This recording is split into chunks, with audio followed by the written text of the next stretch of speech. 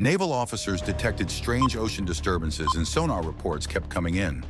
Only something extremely heavy dropping down into the ocean could cause this, and Captain Mia Harris's team was charged with examining the tremors. The buoy that detected the most tremors was about 20 miles offshore. There in the middle of the ocean, a significant surprise was waiting for their arrival. But before we start, don't forget to subscribe, like the video, and smash the notification button for more exclusive stories. The Coast Guard boys measured large-scale disturbances in the waters, with sonar reports continuing to arrive. Something extremely heavy dropping into the ocean could cause this, and Captain Mia Harris's team was sent to explore the tremors. When Mia and her team arrived at the scene, they got straight to work. Mia, also the main researcher, customarily dove down first. She went up and saw their target after just a couple of minutes. There was an enormous shipping container present at the bottom of the ocean, and it was evident that Mia could not lift the metal object out of the water with her bare hands. So when Mia resurfaced, she quickly ordered the ship's diving robot to take over. "Let's get it onto our boat," she called. Luckily, they didn't leave their research facility with just any vessel. Their ship had high-end equipment, which Mia was qualified to use. With her orders in place, her colleagues prepared the drone to delve down deep. But not a soul was ready for the bizarre discovery that was about to be made. As the drone was lowered into the water, Mia took over the controls, and the exciting part of the mission commenced.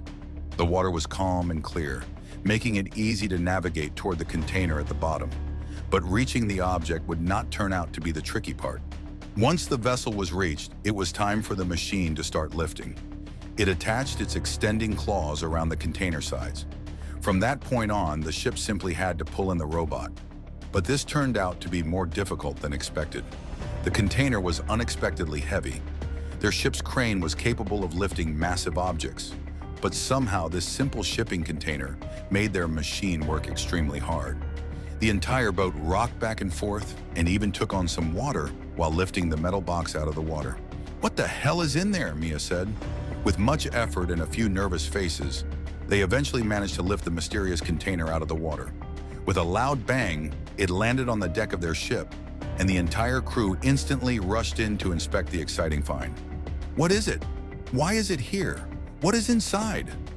Mia's co-workers might have been thrilled, but the one who was truly intrigued was Mia herself. She noticed something that dodged her colleagues. A shipping container wasn't usually watertight, so when lifted off the ocean floor, one might expect water to leak out of every hole. But somehow that wasn't the case here. This plain-looking shipping container was insulated as if it was designed to keep every drop of water out. But why? The team's deck workers, who formed the crew's muscle, had already started pulling on the door handle with a large bolt cutter. The main lock on the container was cut off, and afterward, the door handles were pulled aside. Slowly but surely, the container doors swung open. Mia stepped back to look at the container as a whole and shook her head. She was absolutely speechless. The inside of the container was fully furnished. There was a bed, couch, closet, and table with chairs. It had everything any typical household had.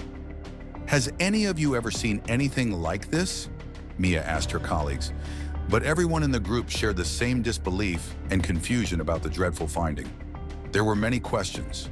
Where did this come from? Who would live like this? And why? It didn't take long for the group to start investigating. Mia was astonished not only by the fact that the container was fully furnished, but also by the fact that everything was still somewhat in place. They quickly discovered that everything was nailed to the floor. However, some loose items were scattered on the ground, and they found photos of a man and his family. Did he or they live in the container? Who were they, and what happened? They continued the search to find answers to those questions. They searched every inch of the container, but didn't find anything that got them closer to the truth.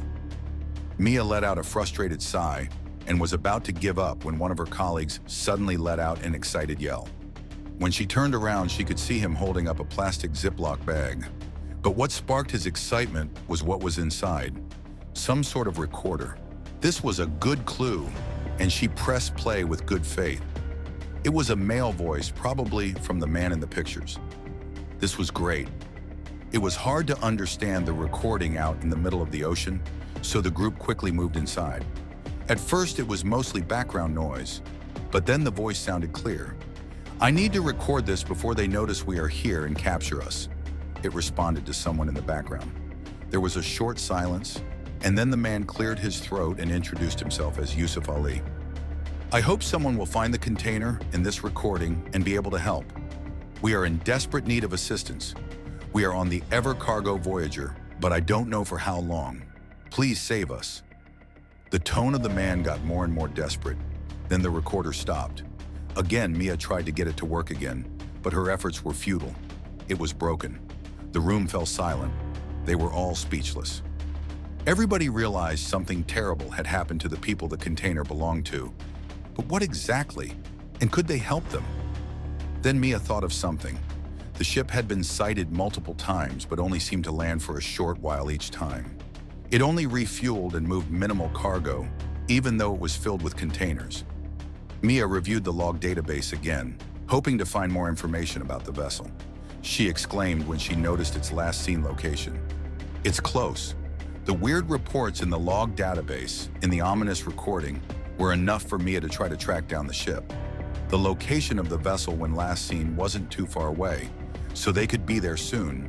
And if they deciphered the man in the recording correctly, time was of the essence. Mia ensured everyone aboard was on the same page and was happy to see everyone share her concern about the situation. She gave the captain the coordinates of the ship's last known location. Once they arrived, they were surprised to see the vessel floating 20 miles from the coast. It was just lying there. Even though Mia and her colleagues were curious to find out what was happening, they were also nervous about getting close. The recording sounded very frightening, and they agreed that this wasn't just a job for them, they needed help. "I will signal the Coast Guard and police," Mia said resolutely. Mia ensured that when the Coast Guard arrived with the police, they were out of the cargo ship's line of sight.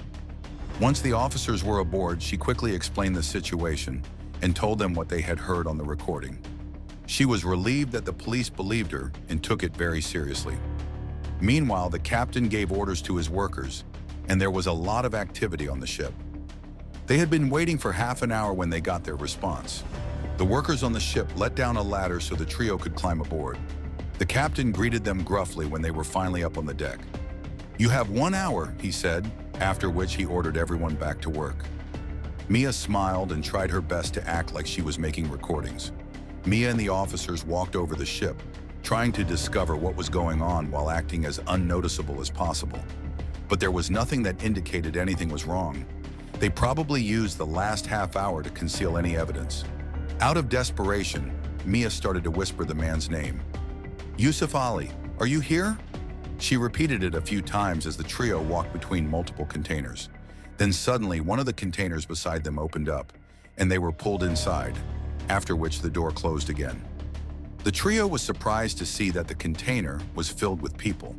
But the container wasn't only filled with people. This one was furnished like the container they had pulled out of the ocean. "Who are you?" a man demanded. Mia immediately recognized him from the pictures and the recording. She stepped forward and explained who they were and that they found his recording. Yusuf's expression immediately cleared up. "I can't believe it. I mean, I hoped it would get found, but I didn't actually think it would be," the man went on. He shook their hands excitedly and let out a sigh of relief. "This is our chance to get off this horrible ship," he said to the others. Yusuf explained that he and all the others were looking for passage to a safe country. He heard rumors about a ship taking people abroad and doing just that. But once he was on board, things changed. "In return for the journey, I had to work on the ship for 1 year, but they kept extending that period, never letting me get ashore," Yusuf explained. "I've been here for 2 years, but some of these people have lived here much longer. Everyone lived inside containers like this, and the captain and crew exploited them. The conditions were horrible, and the endless labor caused me to rebel, but the crew quickly found out I was the reason behind the uprising and took drastic measures to stop it," Yusuf sighed. He explained they threw his container overboard, removing and destroying his home in the process. But before they could, he was able to hide a message inside, hoping someone would find it. The ship was filled with families who were exploited and falsely imprisoned. They had to do something about it, and fast. Now that the police knew what was going on, they took action. They asked Yusuf how many crew members the ship had and if they could put up much of a fight. Backup was called once they had a complete picture, and a surprise raid was planned, and it worked to perfection.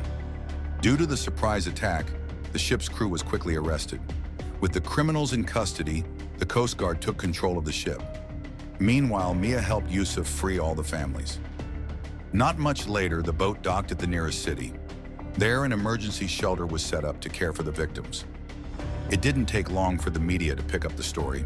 It became a nationwide story, and Mia followed it closely as she returned home after the city took control of the support. She was glad that the situation had a good outcome and incredibly happy she played a part in it. What do you think of today's thrilling story? Comment your thoughts in the comments section. Don't forget to subscribe to Nice Time channel and share the video with your friends.